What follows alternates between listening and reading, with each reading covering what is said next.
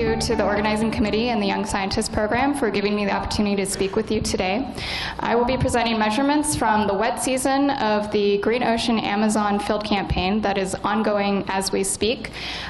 This will be, the main topic is on providing new constraints on terpene oxidation in the Amazon using a semi-volatile thermal desorption aerosol gas chromatograph. I'll explain more about that later.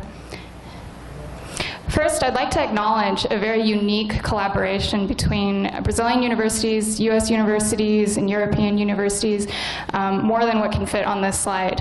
We had tremendous funding from the National Science Foundation and a lot of deployment support from the Department of Energy, the Instituto Nacional de Pesquisas de Amazonia, and a lot of funding agencies from Brazil that have helped us deploy at such a unique site to make these measurements. The Green Ocean Amazon campaign of this year and next year is really to look at aerosol properties as the Amazon is changing. And what I want to point out is that it's estimated that 80% of terpenoid emissions can come from tropical trees, which cover only about 18% of the global land surface. Let's put this in context. We have C5 units of isoprene that make up monoterpenes, sesquiterpenes, and diterpenes as we get up to C10, C15, and C20. And what we see in this progression of larger molecular weight components is that we have increasing reactivity of these compounds as well as increasing SOA yields. However, our level of scientific understanding decreases as we move to these higher terpenoid compounds. Specifically today, I will focus on the measurements of sesquiterpenes that we've made. We also measured for the first time a few diterpenes in the Amazon, but for timing purposes, I'll just focus on sesquiterpenes. I also want to point out that very little to nothing is known about these oxidation products, and so we're just scratching the surface. If you scour the literature for emissions and the composition of plant tissues, what you'll find is inconsistent data.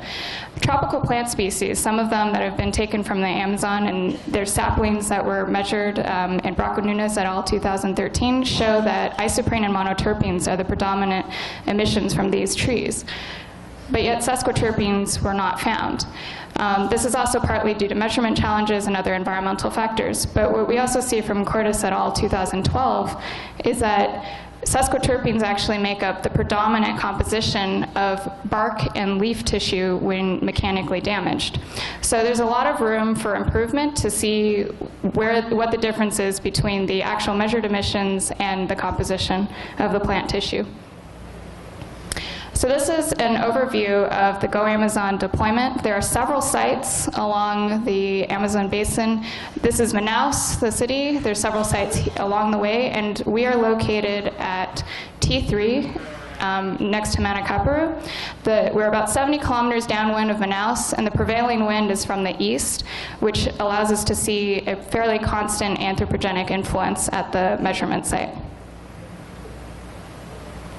This is an aerial view of the T3 site. This houses a Department of Energy atmospheric radiation measurement facility, as well as three intensive operating period trailers, or IOP trailers, which hosts the extensive collaborations between US and Brazilian scientists.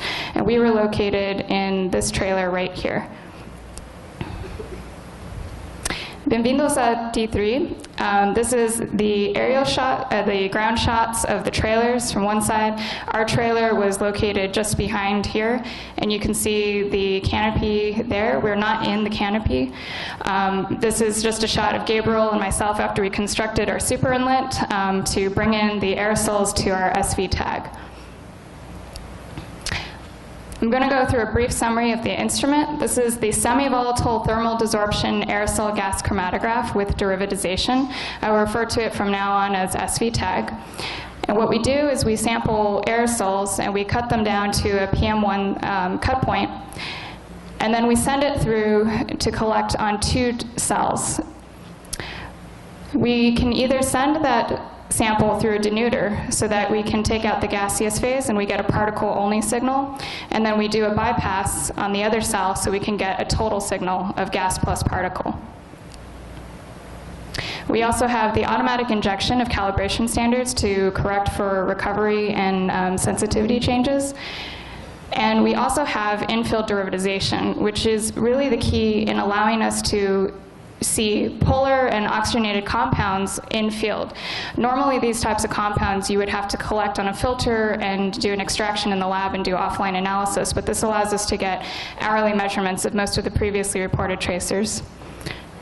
And then we send these compounds, after we desorb the cells, we send them through a valveless injector to a gas chromatograph and a mass spectrometer. So this is a sample output of the SVTAG, and this is a demonstration from the Southern Oxidant and Aerosol study, which others have talked about during this conference. What you can see here in black is the particle and gas signal. And this represents each peak as a compound, and you can get tens of thousands of compounds in these complex samples. In the green here is the particle-only signal, so you can see the difference of the gas phase from the black and green. And in purple here, we have the extracted chromatogram of MZ219, which is a common tracer ion for looking at isoprene tracers. And this would include methylglyceric acid and methyl tetrals. And what you can see is that our sensitivity is for semi-volatile compounds with an alkane equivalent volatility in the range of about C13 to C28. So we take that complex mixture and we now isolate for the ions that would be key ions for sesquiterpenes. What we find at MZ161 is over 20 sesquiterpenes, each indicated by a peak in this chromatogram. Many of these compounds we don't have identities for yet, and that's still to be worked out. What we've shown here are some of the best NIST matches from the mass spectra, and we have a variety of different compounds and conformations. We also see that of common available standards, there are some of them that are in here and some of them that are not. So this leaves a lot of room for really understanding the identities of these compounds, as well as finding out what the kinetics are of each of these compounds that are in the ambient. So a challenge, as I mentioned, is measurements for one, but the other challenge is actually having standards. So the compound I showed you before actually is copaine, and this one was actually pretty, it had a pretty strong signal, and I'll show you that in the next few slides. But copaine is no longer sold by Sigma Aldrich, and I'll be having a conversation with them about this because they're here. But there's a lot of sesquiterpenes that are found in essential oils and fragrance industries, but they're not available as standards. But I was very excited when I went into a Monoterpenes drogeria last week, and I found a bottle of copaiba oil, which apparently is useful for all sorts of health ailments. It's also tapped directly from a tree, sort of like maple syrup, and so it's called the kerosene tree, and you can use it for all sorts of things. We found out from the locals that they also use it to seal their canoes when going down the river. So these are the authentic standards that we have available right now, but there's a lot of work to be done as things become more available. So now I'm going to go through a series of timelines and try to remember this diurnal pattern here with the sesquiterpenes. I was talking about copaine, which is here in green, and there's two other sesquiterpenes plotted. I haven't plotted all 20 for clarity. And what you can see here is that there's a very strong diurnal pattern. In the yellow, you can see that those are the daylight hours. It's about 6 a.m. to 6 p.m. And we see that sesquiterpenes are quite high during the nighttime and very low during the daytime. So why is this? If you put ozone on this plot, what you'll see is that, of course, ozone's high during the day and low during the night, and we see that the sesquiterpenes are anti-correlated with this. If we think about the effects of anthropogenic pollution, we can consider background ozone around 10 ppb, and it's pretty standard that in this region, anything about 20, 30 ppb of ozone is considered to have some anthropogenic effect, either from the Manaus plume or biomass burning or other point sources.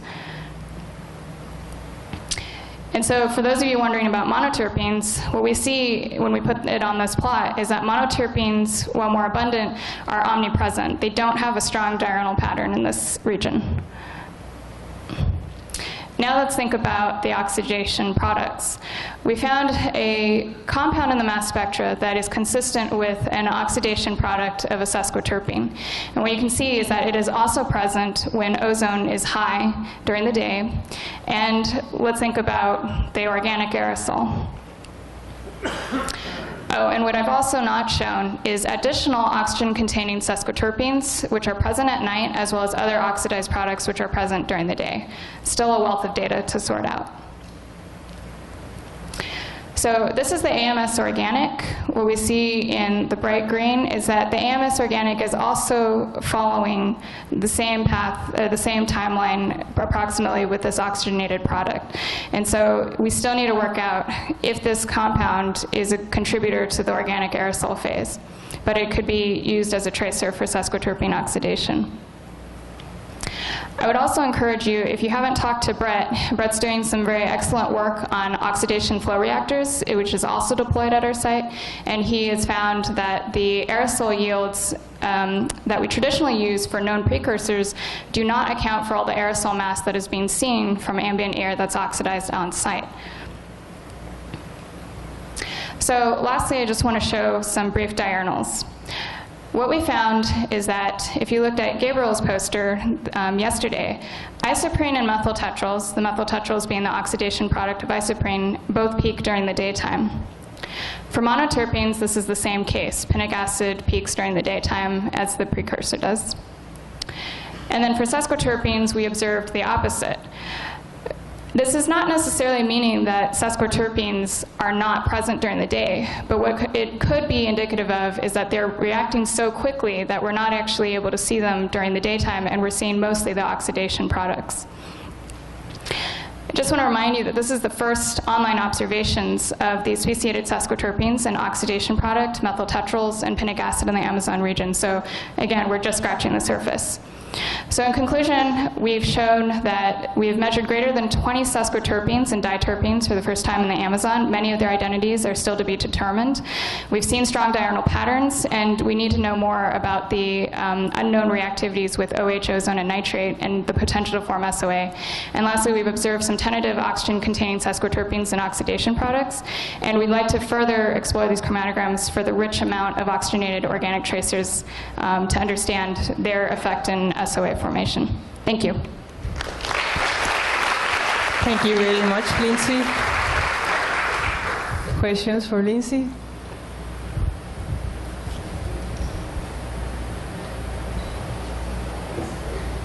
Okay, if there are no questions, oh, there's one question here. Hello, great talk. So, how would you separate the possible effect from actual only biogenic emissions and the Manaus plume? How are you taking, what do you know it comes from Manaus or actually from the rainforest? Great question. That's a complex, there's a complex answer to that. So from the flights, we know that March 16th and March 17th was for sure from Manaus. For the most part, like I said, the prevailing winds is such that we kind of always get some higher level of ozone that would indicate so. We're also working with Yingjin and all the PTRMS measurements to understand the ratios of like the benzene, toluene, and all the anthropogenic tracers. So it's a complex question, but we're trying to answer it chemically. Once we get the identification of these oxidation products, we can maybe better pin down the chemical mechanisms that would be consistent with the regimes of NOx and OH and ozone chemistry. Hard to say, though. Thanks.